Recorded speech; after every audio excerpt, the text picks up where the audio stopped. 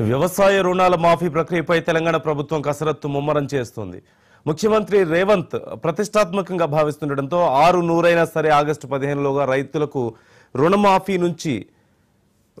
చేసి వారిని విముక్తులను చేయాలంటూ సంకల్పించినట్లుగా సమాచారం. ఇందుకోసం సుమారుగా 35,000 కోట్ల రూపాయలు కావాలంటూ ఆర్థిక శాఖ అంచనా వేస్తోంది.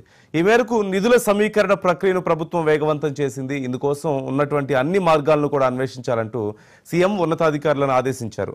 ఉప ముఖ్యమంత్రి ఆర్థిక మంత్రి భట్టి విక్రమార్క సైతం దీనిపై సమీక్ష నిర్వహిస్తున్నారు.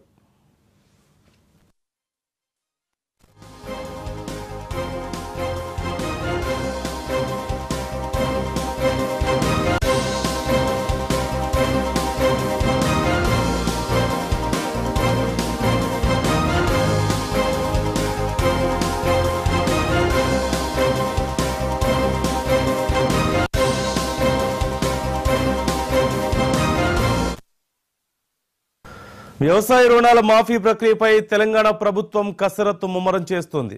ముఖ్యమంత్రి రేవంత్ ప్రతిష్టాత్మకంగా భావిస్తుండటంతో 6 ఆగస్టు 15లోగా రైతులను రుణ విముక్తులను చేయాలంటూ సంకల్పించినట్లుగా సమాచారం.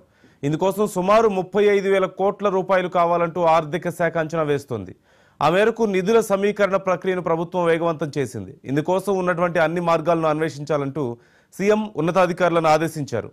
ఉప ముఖ్యమంత్రి ఆర్థిక మంత్రి భట్టి విక్రమార్క సైతం దీనిపై సమీక్షలు నిర్వహిస్తున్నారు.